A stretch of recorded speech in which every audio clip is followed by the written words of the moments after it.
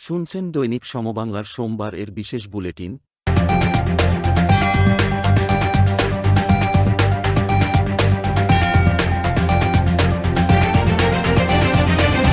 এখন শুনছেন বিস্তারিত খবর। ইউরোপীয় ইউনিয়নের ইইউ ২৭ দেশের রাষ্ট্রদূতের সঙ্গে বৈঠক করেছেন অন্তর্বর্তী সরকারের প্রধান উপদেষ্টা অধ্যাপক ড মুহাম্মদ ইউনূস। আজ সোমবার এর বৈঠকটি প্রধান উপদেষ্টার সঙ্গে ইইউ রাষ্ট্রদূতদের প্রথম সম্মিলিত সৌজন্য সাক্ষাৎ। পররাষ্ট্র মন্ত্রণালয়ের মুখপাত্র মোহাম্মদ রফিকুল আলম এ তথ্য নিশ্চিত করেছেন।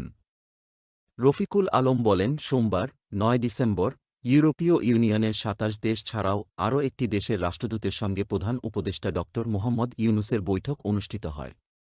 বাংলাদেশের দূতাবাসে হামলা, পতাকা অবমাননা, ভারতের মিডিয়ায় বাংলাদেশের বিরুদ্ধে চলমান তথ্যসন্ত্রাস এবং বাংলাদেশের অভ্যন্তরীণ বিষয়ে অয়াচিত হস্তক্ষেপ থেকে বিরত থাকার দাবিতে ঢাকা থেকে আগরতলা পর্যন্ত লংমার্চের ডাক দিয়েছে বিএনপির ৩ সংগঠন। আগামী ১১ ডিসেম্বর রাজধানীর নয়াপল্টন থেকে সকাল ৮টায় এ লংমার্চ শুরু হবে। এক বিবৃতিতে বাংলাদেশের সর্বস্তরের ছাত্র, যুবক এবং স্বেচ্ছাসেবী জনতাকে এই লংমার্চে অংশগ্রহণের আহ্বান জানিয়েছেন তারা। আগামী দিনগুলোতে কঠিন চ্যালেঞ্জের সম্মুখীন হবে দেশের অর্থনীতির একটি গুরুত্বপূর্ণ অংশ বাংলাদেশের তৈরি পোশাক আরএনজি খাত। স্বল্পোন্নত দেশ থেকে উত্তরণের এলডিসি ফলে ২০৩১ সাল নাগাদ বিশ্বের বিভিন্ন দেশে পোশাক রপ্তানি কমতে পারে ১৪%। এছাড়া প্রযুক্তিগত উন্নয়নের ফলে উৎপাদনশীলতা বাড়লে কাজ হারাবে তৈরি পোশাক ও বস্ত্র খাতের ১০ লাখ মানুষ। আর প্রযুক্তি দক্ষতার অভাবে এরই মধ্যে পোশাক খাতে কমেছে নারীর অংশগ্রহণ। দুর্নীতির বিরুদ্ধে তারুণ্যের একতা গড়বে আগামী শুদ্ধতা, এই প্রতিপাদ্যে আজ সোমবার দেশব্যাপী পালিত হচ্ছে আন্তর্জাতিক দুর্নীতিবিরোধী দিবস। পৃথিবীর অন্যান্য দেশের মতো বাংলাদেশেও আজ দিবসটি পালন করছে দুর্নীতি দমন কমিশন দুদক। তবে এবার এমন এক সময় দিবসটি পালন করা হচ্ছে যখন গণঅভ্যুত্থানে ক্ষমতাচ্যুত বিগত সরকারের রাঘব বোয়ালদের গত ১৫.৫ বছরের অসংখ্য দুর্নীতির হিসাব নেওয়ার সময়। অথচ এই সময় ১.৫ মাস ধরে রাষ্ট্রের গুরুত্বপূর্ণ এই প্রতিষ্ঠানে শূন্য রয়েছে চেয়ারম্যান ও ২ কমিশনারের পদ। বিএনপির ভারপ্রাপ্ত চেয়ারম্যান তারেক রহমান নেতাকর্মীদের উদ্দেশ্যে বলেছেন, জনগণের সঙ্গে থাকুন, জনগণকে সঙ্গে রাখুন। আপনাকে জনগণের প্রত্যাশা অনুযায়ী যেভাবে চলা দরকার সেভাবে চলুন। দেশ ও দেশের মানুষকে সামনে রেখে গত ১৫ থেকে ১৬ বছর আমরা যে কথাগুলো বলেছি সেই মোতাবেক কথার পালা শেষ। এখন কাজের পালা শুরু। কাজ শুরু করার সময় এসেছে। এক কর্মীসভা ও কর্মশালায় লন্ডন থেকে ভার্চুয়ালি যুক্ত হয়ে তিনি এসব কথা বলেন।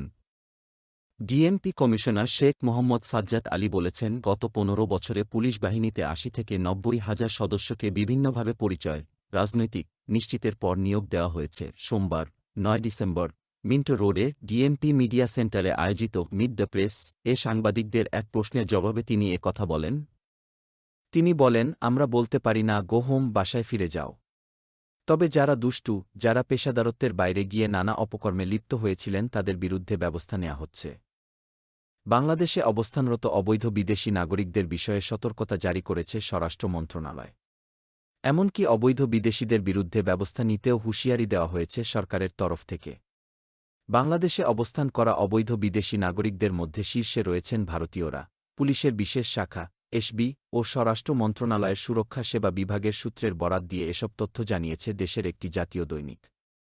এসবি বাংলাদেশে অবস্থান করা বিদেশি নাগরিকদের উপর নজরদারি ও তথ্য সংগ্রহ করে থাকে।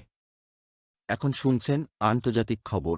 ইতিহাস সাক্ষী, স্বৈরশাসকদের পরিণতি কখনোই শুভ হয় না। জনগণের তীব্র আন্দোলনের মুখে দেশ ছেড়ে পালাতে হয়। ক্ষমতাচ্যুত হয়ে হতে হয় চরম অপমানিত। তাদের লাঞ্ছনা, অপমান, অপদস্থতা হয় তাদের জীবনের শেষ উপহার। কাউকে কাউকে দিতে হয় প্রাণও। আধুনিক বিশ্বব্যবস্থায় নতুন করে স্বৈরতন্ত্রের সূচনাকারী অ্যাডলফ হিটলারকে বলা হয়। যার মতো করে স্বৈরতন্ত্রে এখন চলছে বিশ্বের বেশ কয়েকটি দেশে।